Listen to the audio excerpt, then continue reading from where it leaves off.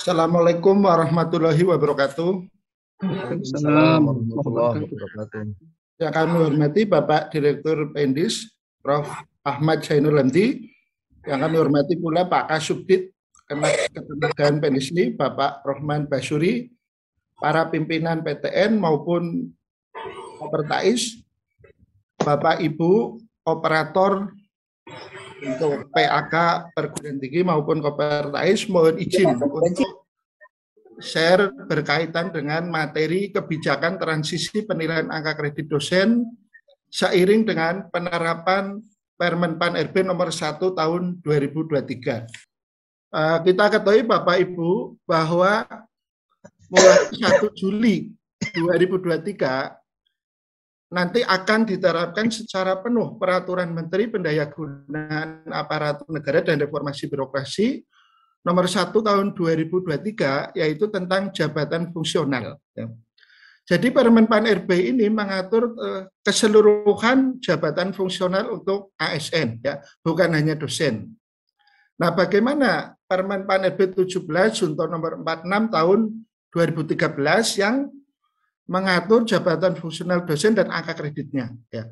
Jadi dengan diberlakukannya Permen Pan RB nomor 1 tahun 2023, mulai 1 Juli 2023, maka Permen Pan RB nomor 17 sebagaimana diubah pada Permen Pan RB nomor 46 tahun 2013 ini nanti harus sudah diganti atau disesuaikan dengan Permen Pan RB tentang JF dosen yang baru. Nah, bagaimana posisi Permen Pan RB tentang JF dosen yang baru?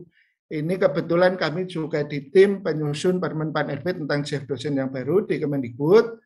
Ini sedang dalam proses harmonisasi dengan Menpan RB dan Kemenkumham. Ya.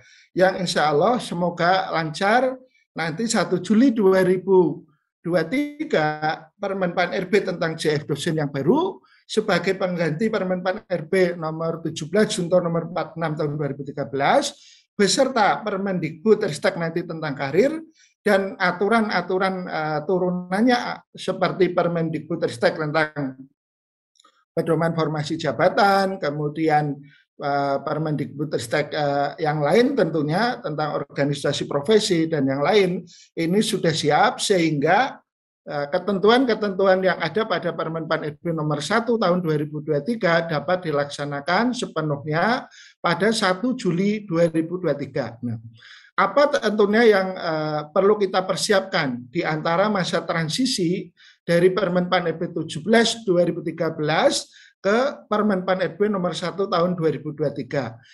Jadi ada masa transisi mulai 1 Januari 2023 sampai dengan 30 Juni 2023 ya.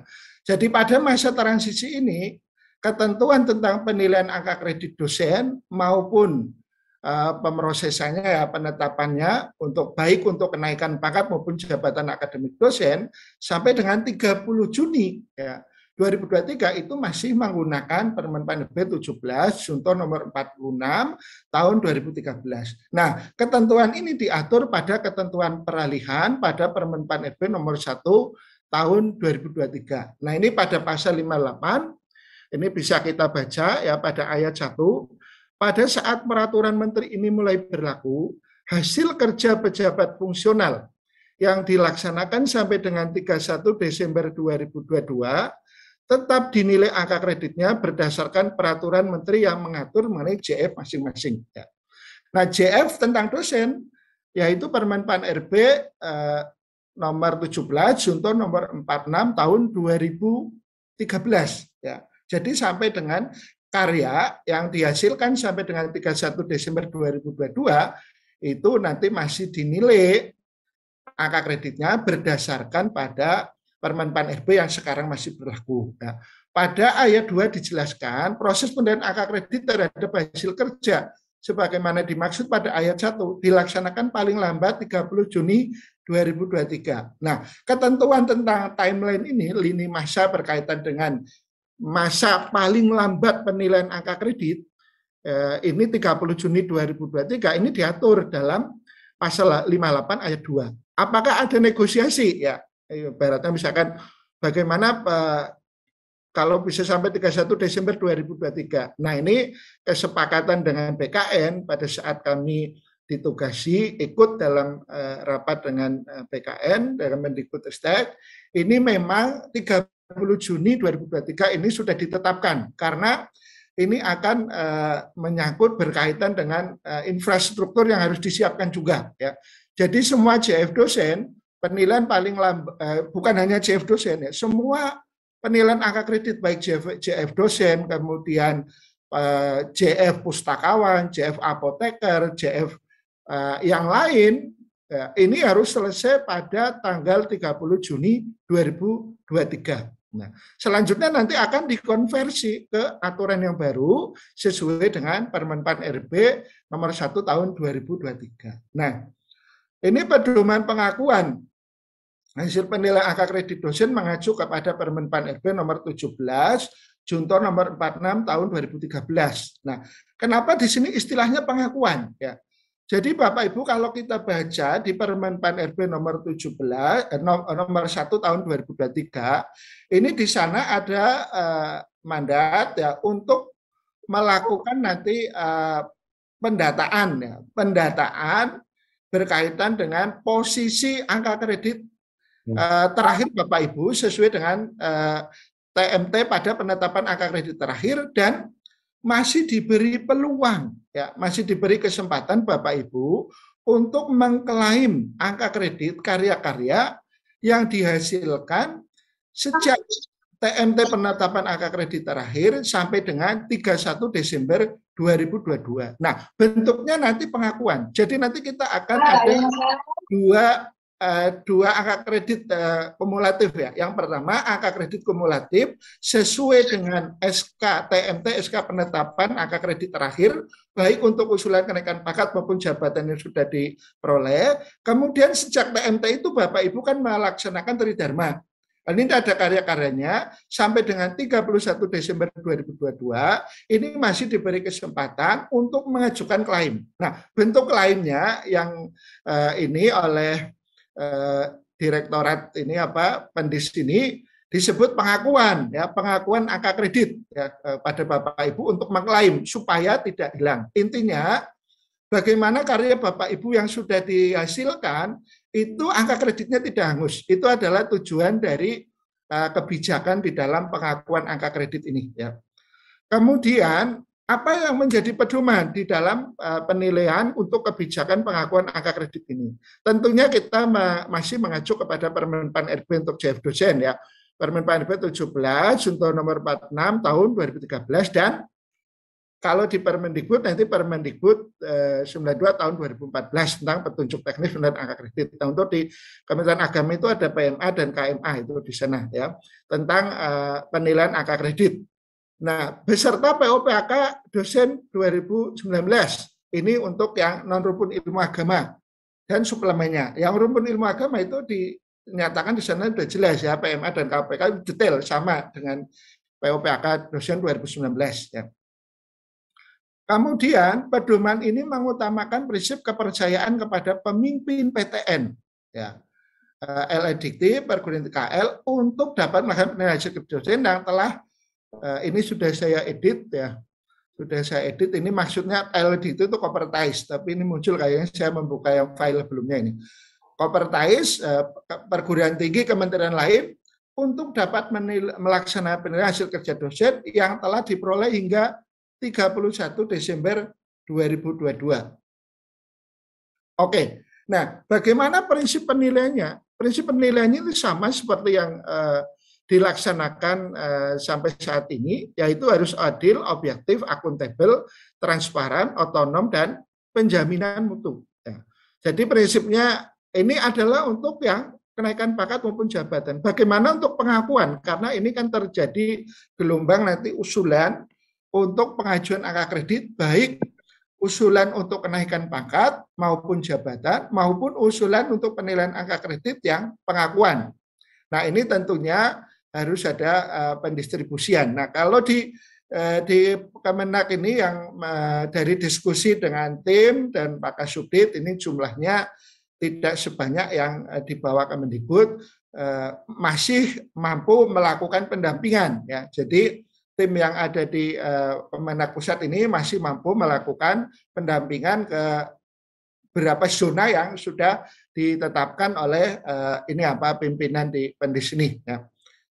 Kemudian berikutnya berkaitan dengan tujuan ya.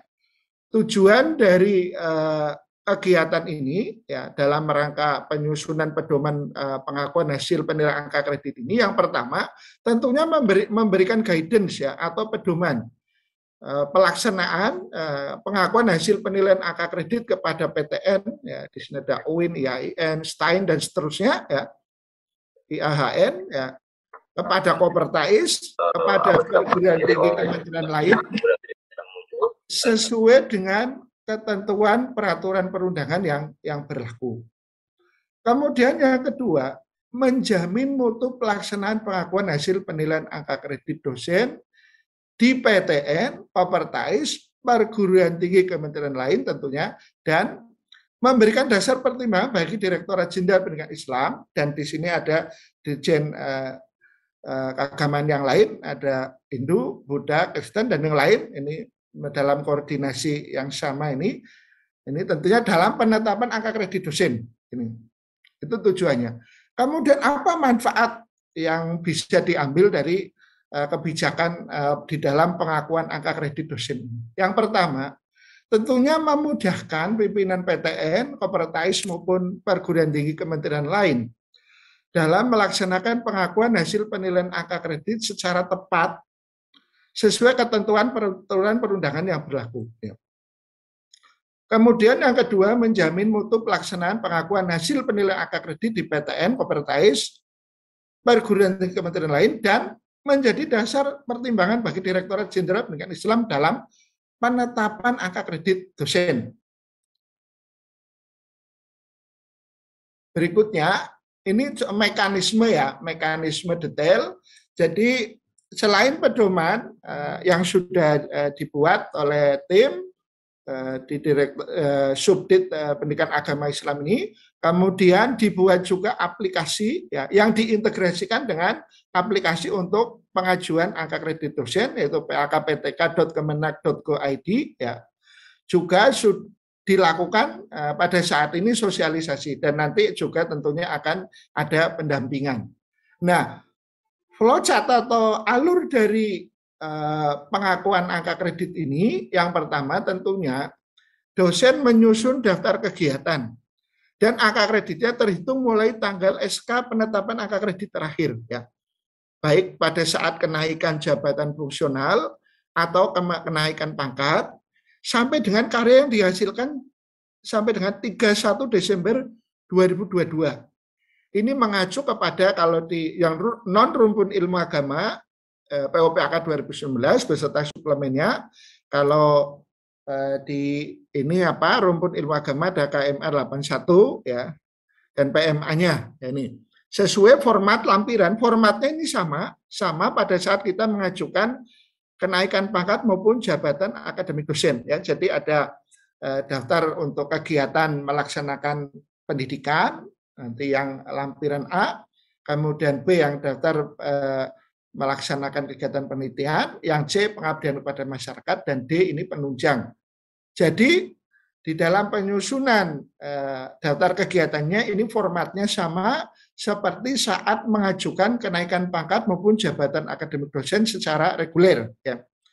Kemudian yang kedua, sumber data hasil kerja kegiatan dan angka kredit pada poin 1 berasal dari sistem informasi, ini kalau di Kemendikbud ya, di PDDikti, di basis data yang lain, Sester, Sinta, Bima, kemudian tentunya di Kemenak itu banyak sistem pengelolaan risetnya, sistem publikasinya, di masing-masing perguruan tinggi juga ada repositori perguruan tinggi. Silahkan itu bisa dipakai sebagai dasar untuk memvalidasi atau memverifikasi bahwa karya-karya penelitian yang dihasilkan itu terbukti valid ya. Jadi ini untuk memudahkan di dalam verifikasi klaim angka kredit dari hasil kegiatan penelitian. termasuk kegiatan pendidikan maupun pengabdian. Tentunya di masing-masing perguruan tinggi itu sudah memiliki sistem aplikasi yang dikembangkan oleh masing-masing perguruan tinggi. Kemudian yang ketiga, hasil angka kredit kumulatif dosen sesuai format A untuk pendidikan, B penelitian, C pengabdian kepada masyarakat, dan D penunjang, ditandatangani minimal oleh ketua jurusan. Ya. Jadi daftar usulannya ini tentang rincian-rincian kegiatan beserta angka kreditnya yang menandatangani biasa pimpinan jurusan. Nah, kalau tidak ada ketua jurusan siapa? Boleh Kaprodi misalkan. Kalau memang OTK di dalam perguruan tinggi itu tidak ada ketua jurusan, hanya ada Kaprodi ya dari fakultas. Misalkan langsung Kaprodi. Nah, itu juga bisa ya. Dan diajukan kepada pimpinan PTN. Ya, jadi di fakultas ini tentunya harus ada koordinasi, ya. Ada tim yang membantu nanti di fakultas memverifikasi usulan-usulan ini angka kredit dosen di dalam pengakuan yang secara massal ini, membentuk tim, kemudian diverifikasi dan nanti diajukan rekapnya ke universitas. Sehingga nanti tim di universitas dapat dengan mudah membentuk rekapnya, ya, lampiran F dan G-nya itu yang diunggah nanti di aplikasi di pak.ptk.kemenak.go.id. Kemudian yang keempat,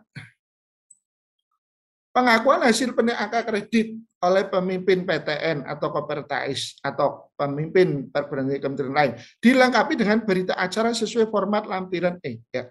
Jadi setelah Excel tentang rekap angka kredit pengakuan ini, baik angka kredit kumulatif pada TPK terakhir maupun angka kredit kumulatif hasil pengakuan, ini dimasukkan ke dalam yang Excel itu di entry, kemudian baru nanti diunggah, ya, diunggah ke aplikasi. Nah, setelah diunggah, kemudian biodata perguruan tinggi diisi di situ, kemudian bisa dicetak lampirannya berita acara, kemudian diunggah kembali setelah ditandatangani oleh pimpinan perguruan tinggi, tentunya di scan ya.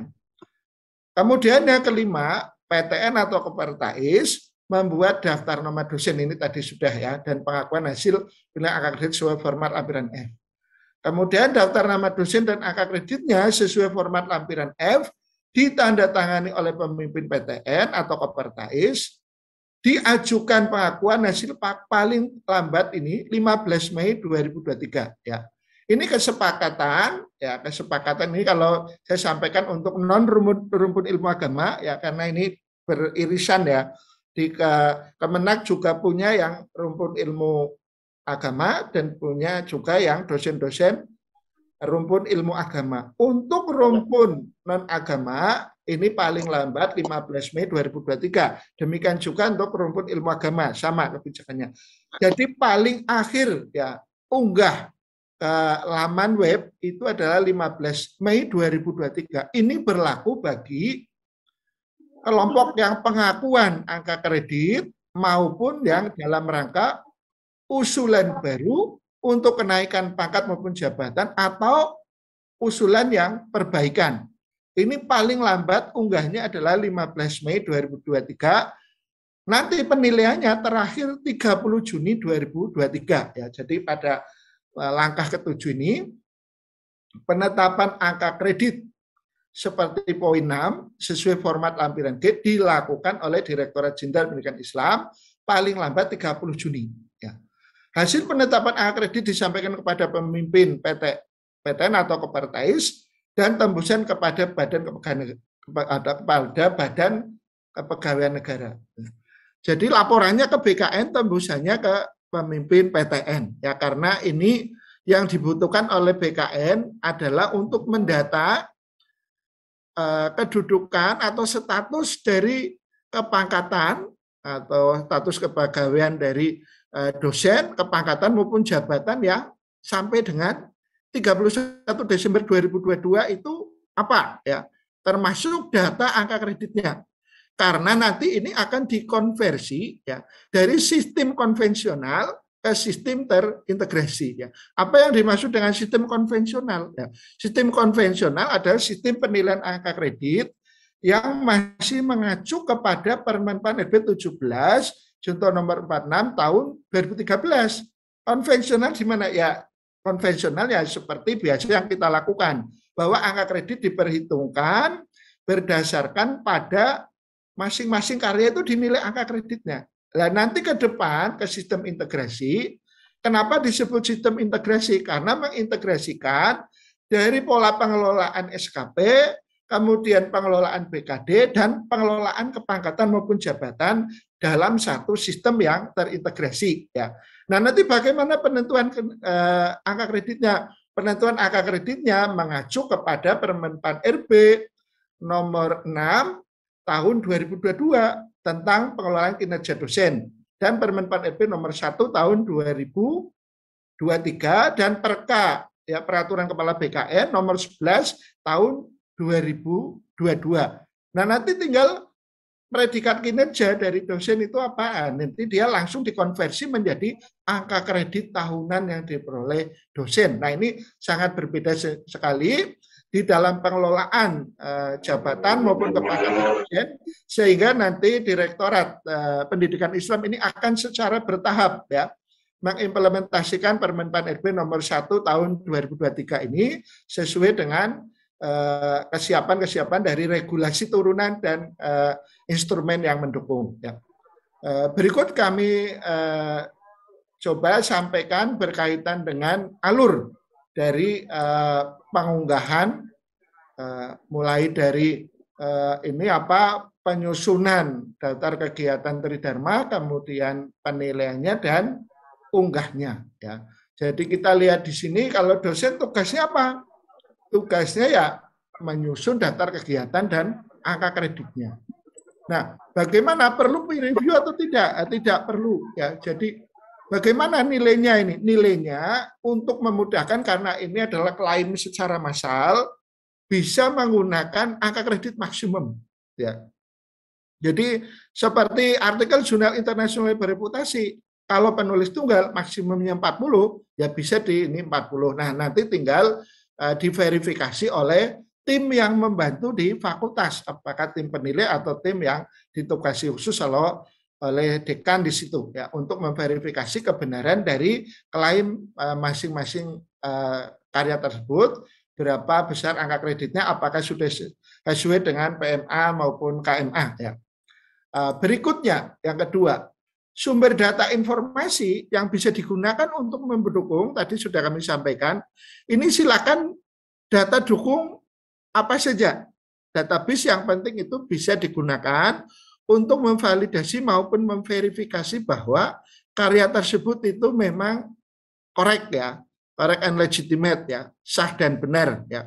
Apakah misalkan database di ResearchGate atau di ORCID atau di Scopus atau di Copernicus atau yang lain di Springer dan lain-lain, selama data tersebut bisa diakses dan bisa untuk membuktikan bahwa karya yang diklaim itu ada di data tersebut, maka itu bisa digunakan untuk membantu di dalam klaim angka kredit, mekanisme pengakuan angka kredit dosen ini. Nah, kemudian yang kedua, apa tugas dari Kopertais ini atau perguruan tinggi ini? Yang pertama tentunya ya memberikan persetujuan tentang daftar kegiatannya. Apakah kegiatan pendidikan, pelaksanaan pendidikan, penelitian, pengabdian masyarakat maupun penunjang. Ini. Kemudian pimpinan PTN nanti menyetujui atau menandatangani berita acara di dalam rekapnya. Kemudian berikutnya ini yang 54 dan 55 ini apa terbalik ini. Kemudian yang 56 persetujuan PTN atau LLDT atau PTKL diajukan ke Ditjen Pendis ini ya paling lambat 15 Mei 2023. Untuk rumpun ilmu non rumpun ilmu agama ke Diktiristek ini juga 15 Mei 2023 ya. Pada sosialisasi kemarin itu 30 Juni April lah, 30 April ini ada extend sampai dengan 15 Mei 2023. Nah, Ditjen Diktiristek menetapkan angka kredit paling lambat 30 Juni 2023, termasuk di sini Ditjen Pendis ini akan menetapkan 30 Juni 2023. Oke, ini saya coba tunjukkan. Ini adalah format yang seperti biasa kita pakai di dalam pengajuan kenaikan pangkat maupun jabatan akademik dosen.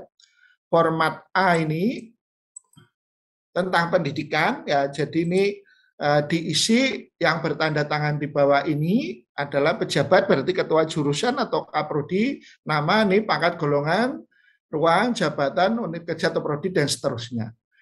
Yang menyatakan bahwa ini adalah nama dosennya yang mengklaim, ya, namanya siapa, NIP-nya, pangkat, golongan, ruang, time-type, jabatan fungsional, unit kerja, dan seterusnya. Nah, ini diisi seperti halnya pada saat mengajukan angka kredit untuk kenaikan pangkat maupun jabatan akademik dosen. Nah, keterangan atau bukti fisiknya bisa ditunjukkan dengan repositorinya di mana, ya.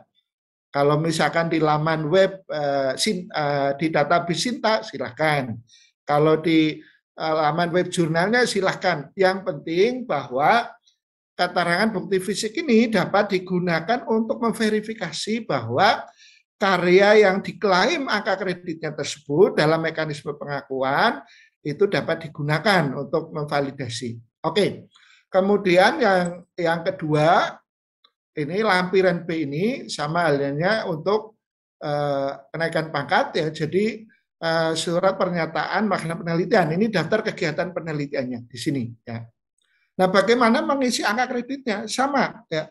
Angka kreditnya kalau rumpun non rumpun ilmu agama PUPAK 2019 beserta suplemennya dan kebijakan-kebijakan Ditjen Diktiristek update-nya. Kemudian kalau rumpun ilmu agama ngacu ke PMA dan KMA itu hampir sama, ada perbedaan sedikit saja, mungkin berkaitan dengan SJR untuk dan syarat ini tambahan barangkali, ya. Nah, ini yang kemungkinan itu juga sudah ada update, ya, kemarin, ya. Kemudian berikutnya untuk pengabdian kepada masyarakat ini juga sama, tidak perlu saya sampaikan, ya. Ini sama dengan pada saat kita mengajukan naikkan pangkat maupun jabatan. Yang berikutnya lampiran D untuk unsur penunjang. Nah, kemudian setelah form itu diajukan oleh dosen ini di tingkat jurusan, nah jurusan tentunya ketua jurusan koordinasi, ya. Setelah terkumpul dikirim ke fakultas, fakultas membuat rekapnya dalam bentuk Excel, rekap NIM, nama dosen, dan seterusnya, nanti seperti lampiran G di sini, ya.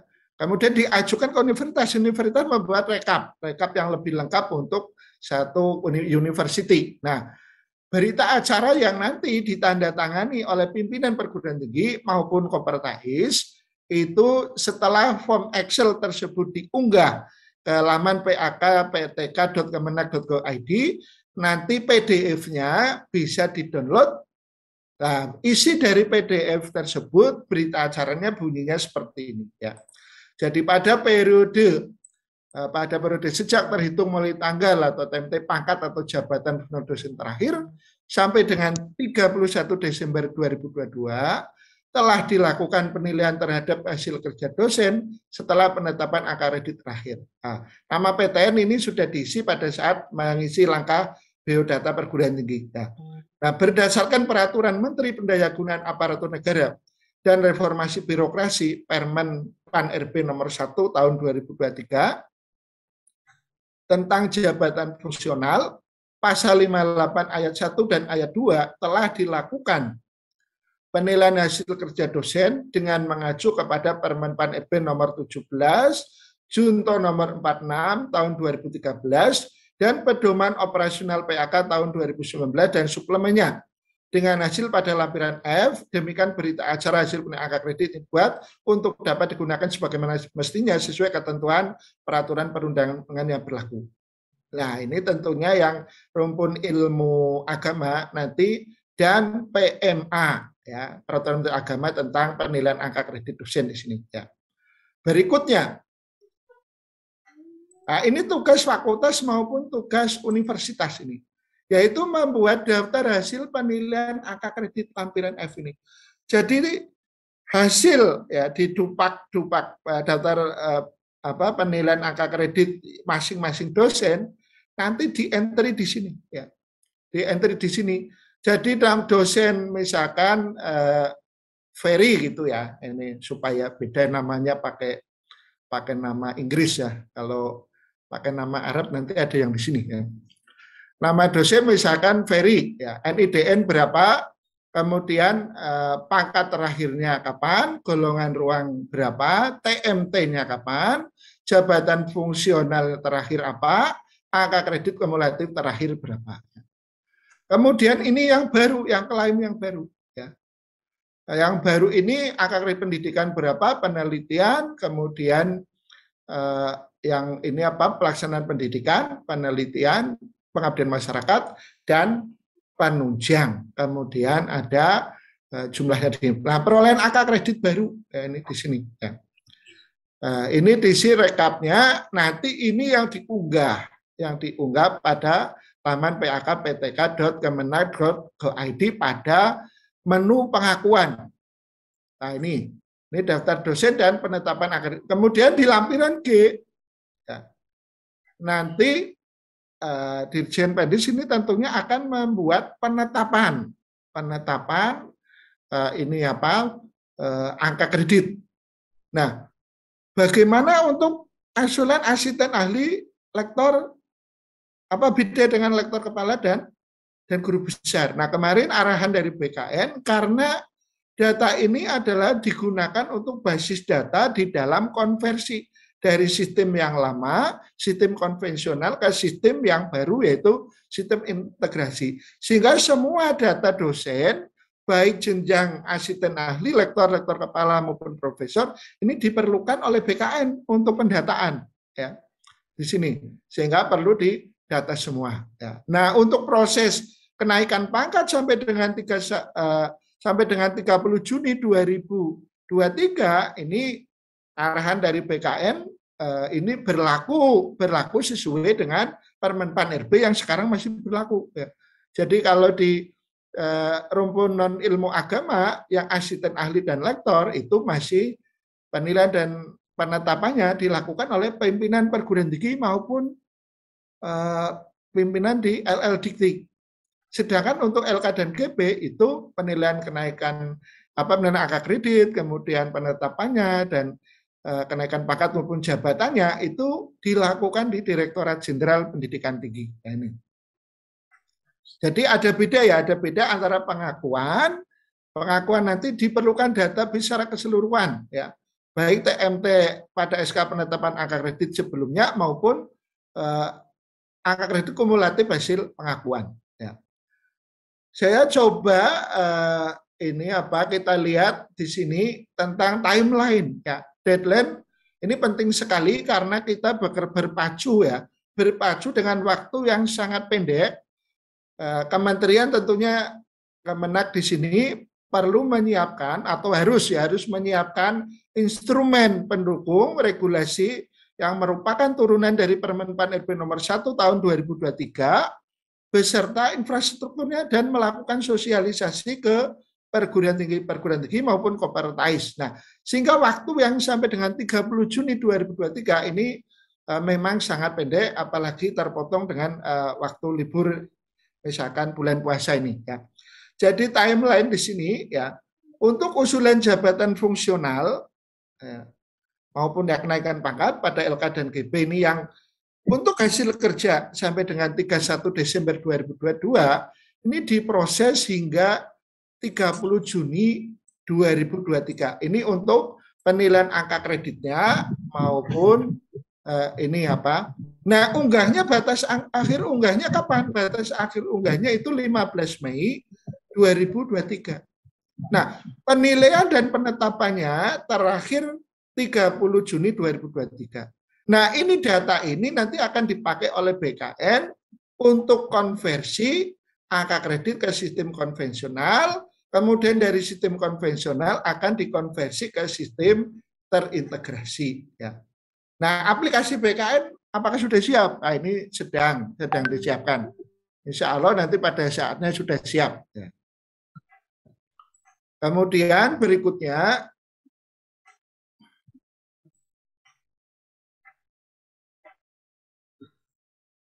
bentar ini agak macet next slide-nya. Kesepakatan yang terakhir ya antara ini Kemendikbud, Kemendikbudristek dan BKN pada rapat 30 Maret 2023. Ini karena baru banyak konsultasi juga dengan pihak BKN berkaitan dengan penilaian angka kredit dan pemrosesan untuk kepangkatan maupun jabatan akademik dosen ini. Ya. Yang pertama, penilaian dan penetapan angka kredit hasil kerja dosen sampai dengan 31 Desember 2022. Penilaiannya diselesaikan paling lambat 30 Juni 2023. Nah, ini sudah ada di Permen Pan RB nomor 1 tahun 2023 ya. Jadi mereka juga normatif ya, mengacu kepada ketentuan, deadline atau timeline yang sudah ditetapkan pada peraturan. Ini.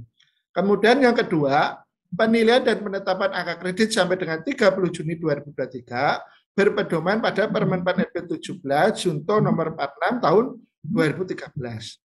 Kemudian yang ketiga, poin ketiga ini, hasil penilaian 30 Juni 2023 dapat digunakan untuk kenaikan pangkat pada periode Oktober. Ya.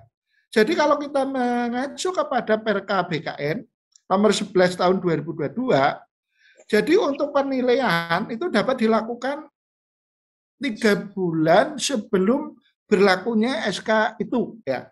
Jadi kalau kenaikannya nanti TMT pangkatnya 2 tahun nanti mulai Oktober 2023, maka penetapan kredit terakhirnya bisa dilakukan pada 30 Juni 2023. Ya. Jadi angka kredit Bapak Ibu yang dapat digunakan untuk kenaikan pangkat dan penetapannya pada 30 Juni 2023 itu bisa digunakan untuk naik pangkat pada Oktober 2023. Nah, ini juga sudah diatur di Perka BKN nomor 11 tahun 2022 ini dan dijelaskan oleh tim dari BKN juga ya. Kemudian pada 30 Juni 2023 dilakukan 2 hal ya. Yang pertama, penetapan angka kredit berdasarkan sistem konvensional yaitu untuk hasil kerja dosen sampai dengan 31 Desember 2022 ya. Bagaimana pertanyaan kinerja dosen antara 1 Januari 2023 sampai dengan 30 Juni 2023. Ya. Jadi di Permen Pan RB nomor 1 tahun 2023 itu sebenarnya sudah diatur. Ya. Jadi Permen Pan RB 2023 secara formal ini diberlakukan 1 Juli 2023. Tetapi ada salah satu norma di dalam ketentuan peralihan bahwa penilaian kinerja pada setelah mulai 1 Juli 2023 itu dimulai penilaiannya sejak 1 Januari 2023. Jadi di norma di dalam Permen Pan RB nomor 1 tahun 2023 nampaknya ini ada satu norma ketentuan peralihan yang berlaku retroaktif, mundur ya. Jadi sebagian. Nah, ini kan bisa berlaku retroaktif karena di situ tidak menimbulkan dampak yang merugikan bagi dosen kan. Karena hanya mengelola kinerja yang 1 Januari 2023 sampai dengan 30 Juni itu sebenarnya kita mestinya ini sudah menggunakan di dalam penyusunan SKP, kemudian pengelolaan kinerja itu sudah mengacu kepada Permen Pan RB nomor 6 tahun 2022 tentang pengelolaan kinerja dosen. SKP BKD nanti dengan kepangkatan akan bisa diintegrasikan ya. Kemudian pertanyaan berikutnya ada juga, bagaimana dosen yang karyanya sampai dengan 31 Desember 2022 itu syarat khususnya belum terpenuhi. Nah, apakah bisa digunakan syarat khusus yang dihasilkan mulai 1 Januari 2023 sampai dengan 15 Mei 2023 karena unggahnya terakhir 15 Mei 2023. Nah, ini di dalam Permen Pan RB nomor 1 tahun 2023, karena ini berlaku untuk semua JF, bukan hanya JF dosen, sementara karakteristik yang khusus dari JF dosen, untuk menduduki jabatan pada level JF dosen, ini ada syarat khusus, yaitu untuk menduduki jabatan JF dosen profesor itu memiliki minimal 1 artikel jurnal internasional bereputasi. Pertanyaannya, apakah 1 artikel jurnal internasional bereputasi yang diperoleh atau diterbitkan oleh dosen tersebut pada periode 1 Januari 2023 sampai dengan 15 Mei 2023 dapat digunakan untuk memenuhi syarat khusus? Ya. Pertanyaannya, kita kembali coba nanti bertanya-tanya ke teman-teman hukum. Nah, bagi saya yang bukan orang hukum berpendapat, nah ini kan semacam ada kekosongan hukum atau rex vacuum ya. Jadi rex vacuum. Nah, ada kekosongan hukum di mana kementerian tentunya bisa mengambil kebijakan untuk memberikan solusi kepada dosen ya, yang menguntungkan dosen. Jadi karya yang diterbitkan pada jurnal internasional bereputasi pada periode 1 Januari 2023 sampai dengan 15 Mei 2023 tentunya harapannya dapat digunakan untuk pemenuhan syarat khusus. Nah, bagaimana tentang angka kreditnya? Kalau seseorang yang karyanya sampai dengan 31 Desember 2022, nah, tapi pada penilaian periode itu masih kurang angka kreditnya, boleh enggak menambahkan angka kredit yang diperoleh antara 1 Januari 2023 sampai dengan 15 Mei 2023. Sementara ketentuan tentang angka kredit, penilaian angka kredit itu sudah diatur pada Permen Pan RB nomor 1 tahun 2023, yaitu hasil karya dosen sampai dengan 31 Desember 2023. Nah, di sini maka menurut pendapat kami bisa diambil diskresi ya. Diskresi ini kan kalau pemahaman saya yang orang awam itu seperti polisi lalu lintas, mengatur merekayasa lalu lintas, sementara di situ sudah ada traffic light. Ya.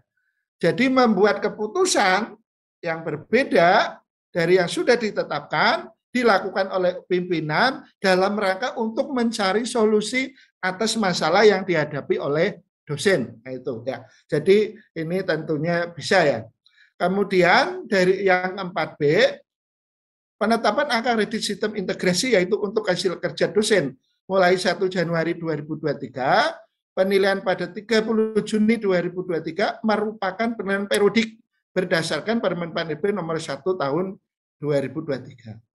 Semua dosen dihimbau mengajukan klaim angka kredit ya. Jadi ini berlaku untuk semua dosen ya. Bagaimana dosen yang sedang mengajukan naikan pangkat atau maupun jabatan? Nah, ini juga diharapkan mengisi saja. Mengisi data itu kan berkas sudah punya, diisi ya, dimasukkan. Supaya apa? Kalau nanti pengajuan pangkat atau jabatannya tidak memenuhi untuk menaik pangkat atau jabatan, bisa sekaligus nanti diikut dalam program konversi ya. Konversi berdasarkan pengakuan angka kreditnya. Jadi angka kredit lama sesuai TMT penetapan angka kredit terakhir, kemudian angka kredit pengakuan untuk karya-karya yang belum pernah dinilai. Nah, ini sedikit mungkin kita lebih ke depan ya. Jadi di luar pengakuan angka kredit. Jadi ingin memberikan gambaran bagaimana kira-kira nanti pelaksanaan Permen Pan RB nomor 1 tahun 2023. Jadi pengelolaan kinerja dosen sesuai dengan Permen Pan RB nomor 1 tahun 2023 ini diatur secara detail pada Permen Pan RB nomor 6 tahun 2022 yaitu tentang pengelolaan kinerja dosen. Nah, pengelolaan kinerja dosen ini nanti dibedakan menjadi 5 tahapan. Yang pertama perencanaan kinerja, yang kedua pelaksanaan, pemantauan dan pembinaan kinerja, yang ketiga penilaian kinerja, dan keempat itu penghargaan dan sanksi. Nah, perencanaan kinerja nanti tentunya pimpinan perguruan tinggi ini akan mendeskripsikan ya, kontrak pimpinan perguruan tinggi dengan menteri ya dalam kontrak kinerja tahunan ya apa targetnya sesuai relevansinya nanti dengan visi misi kementerian ya. Demikian juga nanti dekan akan membuat kontrak kinerja dengan rektor, dengan pimpinan PTN. Yang ada relevansinya dengan visi misi perguruan tinggi. Demikian juga nanti ketua jurusan akan membuat kontrak dengan dekan. Nah, di sini tentunya dibutuhkan pimpinan yang memahami visi misi atau relevansi visi misi dari perguruan tinggi itu supaya bisa menerjemahkan, ya, mendeskripsikan visi misi itu terhadap target-target gitu, yang akan dicapai atau kinerja tahunan, dan mendistribusikan tugas itu kepada dosen. Nah, paradigma di dalam pengelolaan kinerja dosen ini memang berubah dari sistem yang konvensional ke sistem yang baru, di mana pada saat sistem konvensional, tugas jabatan dosen itu lebih banyak untuk mengerjakan atau kinerjanya itu dalam rangka pencapaian apa? Target personal individu dosen, ya. Seperti dia meneliti, ya meneliti yang diingini dosen. Kemudian pendidikan, kalau pendidikan ini berprogram, ya, tapi tidak semua juga kegiatan di ini pembelajaran ini dalam rangka mencapai satu misi yang sudah ditetapkan oleh jurusan misalkan. Nah, nanti ke depan tugas dosen ini adalah bagian dari tugas institusi, ya. Jadi tugas yang dilakukan dosen ini merupakan distribusi dari tugas atau yang akan dicapai oleh institusi, oleh fakultas ataupun oleh jurusan, ya. Sehingga penelitiannya apa? Ini juga harus mengacu kepada target capaian dari fakultas itu atau jurusan ke depan. Jurusan ini akan dibuat seperti apa? Fokus risetnya itu akan apa? Nah, ini tentunya harus diterjemahkan oleh para pimpinan di situ, termasuk ketua jurusan, dan nanti dosen juga harus memahami. Sehingga di sini dalam kerangka kerja yang baru, sistem integrasi ini dibutuhkan kolaborasi yang bagus antara dosen dan pimpinan. Nah, kolaborasi ini juga termasuk value, ya, karakter yang dinilai nanti di dalam penilaian perilaku kerja, ya. Jadi perencanaan kinerja nanti ada penetapannya, kemudian klarifikasi dan ekspektasi, ya. Pimpinan nanti di jurusan ini harus membuat ekspektasi apa yang nanti akan dicapai, ekspektasinya bagaimana, ya.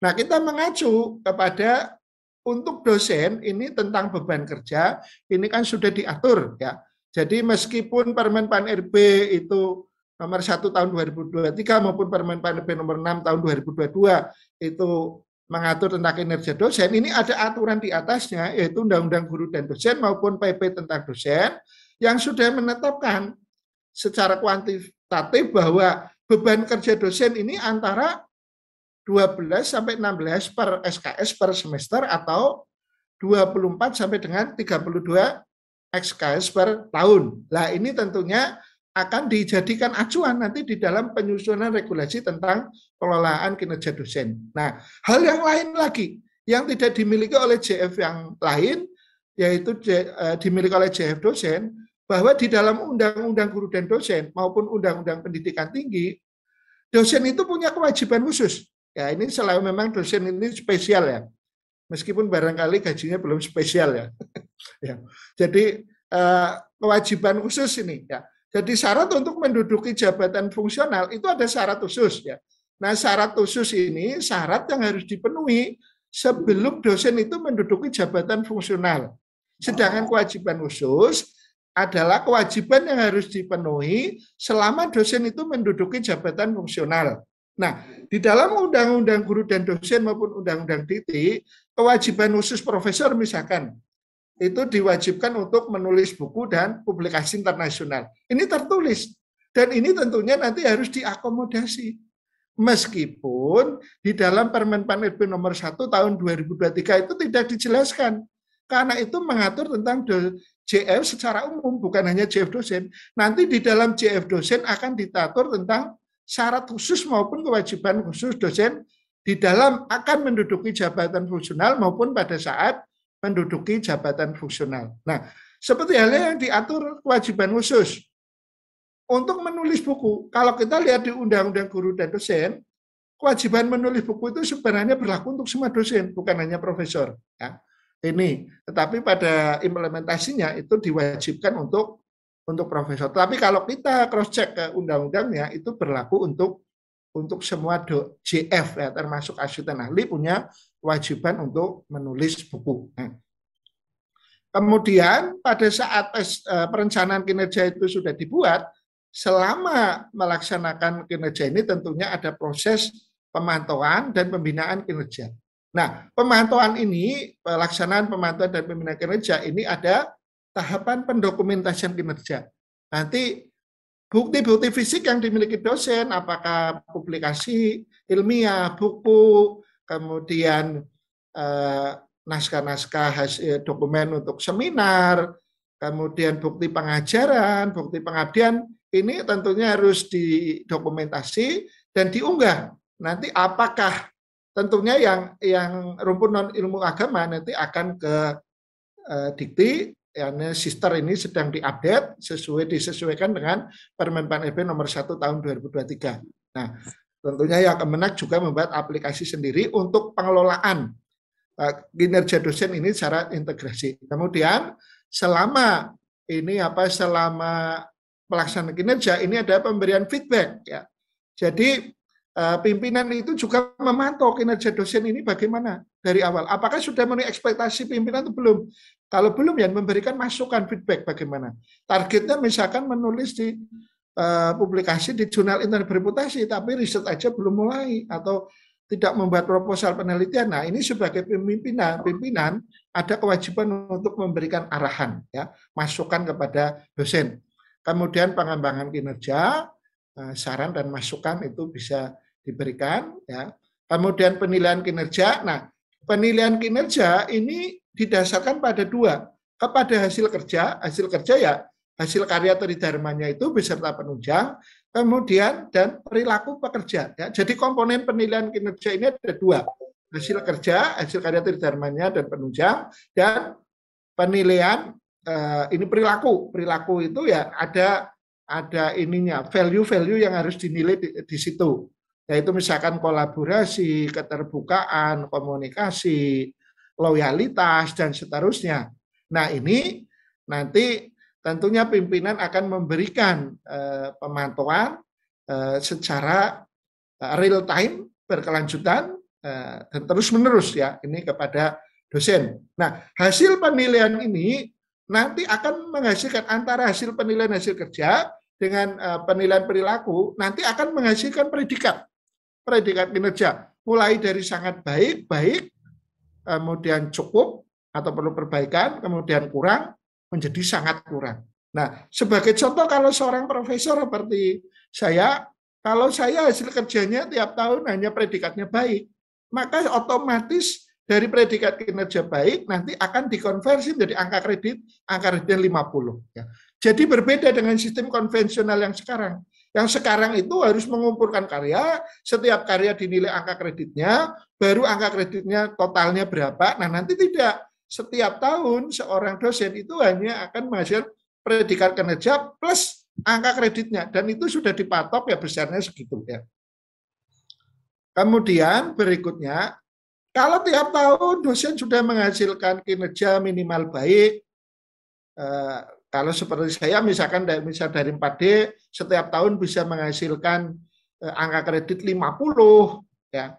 Maka untuk naik misalkan ke level 4E, golongan ruang 4E, itu dibutuhkan 200. Maka saya perlu 4 tahun untuk naik dari 4D ke 4E. Ini gambaran nanti pada saat 1 Juli 2023. Nah, pada saat dosen ini sudah mengumpulkan angka kredit kumulatif mencukupi, maka yang bersangkutan tentunya berhak mendapat penghargaan. Ya. Penghargaan untuk apa? Ikut dalam rencana suksesi, masuk dalam kelompok suksesi. Nah, ini, jadi ada istilah yang sangat berbeda. Kalau sekarang itu setiap dosen bisa diakselerasi untuk naik pangkat maupun jabatan, setiap dosen. Nah, nanti ke depan tentunya dosen yang memenuhi angka kredit cukup, perilakunya juga sesuai hasil predikat kinerja, dan ini kan angka kredit nanti mencukupi, kemudian dia akan masuk ke rencana suksesi, nanti harus ikuti mekanisme promosi nih, ya. Nah, nanti ada mekanisme kenaikan jenjang jabatan fungsional, mekanisme kenaikan pangkat dalam jabatan fungsional, kemudian syarat promosi apa yang harus dipenuhi. Yang pertama tentunya memenuhi angka kredit kumulatif. Yang kedua, mengikuti dan lulus uji kompetensi kenaikan jenjang. Nah, bagaimana metode uji kompetensinya? Uji kompetensi bisa dengan wawancara, bisa dengan presentasi, bisa dengan portofolio seperti sekarang yang kita lakukan untuk penilaian angka kredit. Atau mungkin dengan misalkan menyusun rencana kerja, presentasi, membuat proposal riset, dan seterusnya. Nah, nanti ini akan dikembangkan tentunya oleh Direktorat Pendis ini, bagaimana nanti mekanisme uji kompetensi dalam rangka promosi kenaikan jabatan fungsional dosen ke depan. Ya. Berikutnya tentunya syarat untuk promosi ke jabatan berikutnya atau di atasnya, predikat kinerja paling rendah baik 1 tahun terakhir.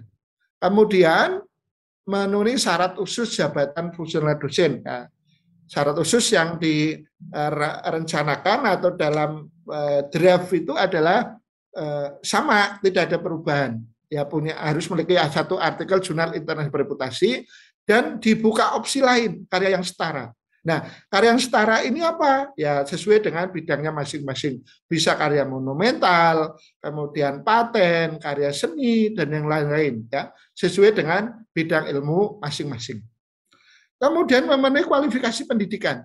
Nah ini yang memang kalau kita cermati, JF dosen ini tantangannya luar biasa, menggunakan regulasi yang sama Permen PAN RB nomor 1 tahun 2023, tapi syarat khusus untuk JF dosen ini lebih berat dari yang lain. Terutama pada aspek apa? Pada aspek kualifikasi pendidikan. Ya. Karena jabatan fungsional dosen untuk menduduki jabatan fungsional dosen aja minimal harus kualifikasi pendidikannya master. Sementara JF yang lain itu ada yang boleh S1. Ya. Nah ini yang seharusnya nanti perlu dipertimbangkan bagaimana waktu yang digunakan untuk dosen ini, waktu tempuh studinya yang begitu banyak, pengorbanannya baik material maupun imaterial, ini juga kompensasinya relevan ya, sesuai lah proporsional nanti dengan jenjang JF-nya ini ya.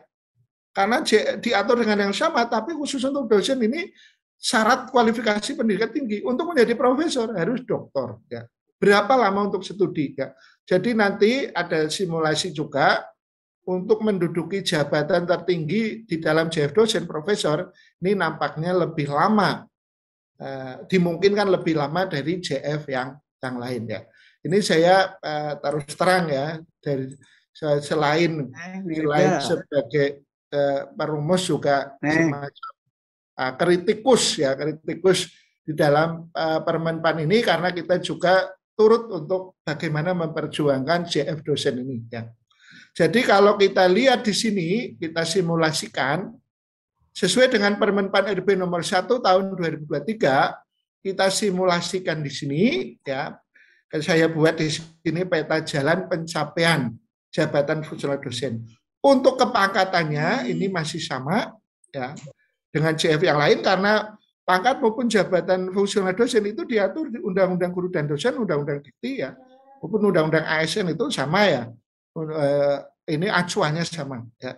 Nah, golongannya ini juga kalau dosen itu paling rendah 3B, nanti paling tinggi 4B. Untuk JF-nya diatur di Undang-Undang Dikti ada 4. Asisten ahli, lektor, rektor kepala, dan profesor. Nah, nanti konsep yang baru ini, ya. Nah, ini yang berubah nanti adalah angka kreditnya. Jadi di dalam Permen PAN RB nomor 1 tahun 2023 itu tidak begitu diperhatikan angka kredit kumulatif, tetapi yang diperhatikan adalah delta. Delta untuk kenaikan jabatan. Nah, seperti halnya misalkan untuk naik dari jabatan asisten ahli ke lektor dibutuhkan angka kredit 100. Dari jabatan akademik lektor ke lektor kepala dibutuhkan 200 deltanya. Naik dari lektor kepala ke profesor, deltanya angka kreditnya 450. Nah, di dalam jabatan asisten ahli ada satu golongan ruang ini 3B, di dalam lektor ini ada 2 golongan ruang 3C dan 3D, sementara di lektor kepala ini ada 4A, 4B, dan 4C, di jabatan profesor ada 4D dan 4E. Nah, angka kredit delta yang digunakan untuk naik dari 3B ke 3C, ini angka kreditnya harus 100. Dari 3C ke 3D ini 100, dari 3D ke 4A ini 100, dari 4A ke 4B itu 150, dari 4B ke 4C itu 150, dari 4C ke 4D itu 150, dari 4D ke 4E itu 200. Nah, Sekarang kita coba simulasi ya. Simulasi kalau seorang dosen ya, seorang dosen yang saya sebut itu dosen, calon dosennya ini adalah super excellent ya. Sudah excellent itu tambah super ya. Super excellent. Kenapa saya coba ambil super excellent? Super excellent artinya apa? Dia pada saat lahir itu sempurna ya. Kemudian bisa misalkan 6 tahun atau kurang dari 6 tahun lah bisa masuk SD. Kemudian dia lulus terus, nilainya baik, 6 tahun, SMA 3 tahun juga nggak pernah naik, tidak pernah nunggak atau tidak naik kelas, lancar terus. Kemudian SMA, kuliah S1 misalkan 3,5 tahun, ambil S2 cepat, S3 juga cepat, langsung diterima CPNS. Ya. Jadi dokter, calon dosen atau CPNS yang super bejo ya. Artinya sangat beruntung. Artinya dia di dalam karir sejak lahir itu sangat. Nah, dia umur misalkan 28 tahun sudah jadi CPNS dosen dengan kualifikasi pendidikan doktor. Nah, kalau kita simulasi dia juga super excellent di dalam melakukan kinerja, sehingga pada saat dia asisten ahli, ya, mendapat predikat kinerja terus sangat baik, maka dia dapat angka kredit 18,75 selama 5,3 tahun. Nih. Kemudian pada saat lektor juga predikat kinerjanya sangat baik. Ya. Ini bisa mencapai ke sini nanti naik ke lektor kepala itu dibutuhkan waktu 5,3 tahun. Ini koefisien tahunan ini. Untuk asisten ahli, koefisien tahunan untuk predikat sangat baik itu 18,75. Untuk lektor, koefisien tahunan untuk angka kredit untuk lektor ini, kalau predikatnya sangat baik 37,5.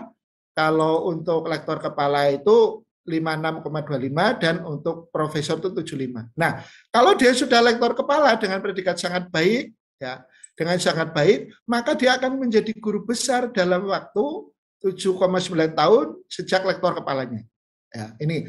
Kemudian kalau kita lihat tadi sejak dia jadi CPNS ya, dengan calon dosen yang sangat super bejo itu ya, sampai dengan GB dia umur 46,5 tahun. Nah ini.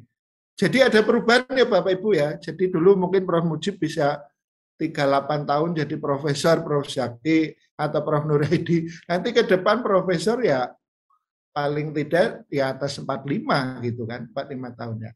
Demikian Pak Kasubdit yang bisa kami sampaikan. Terima kasih.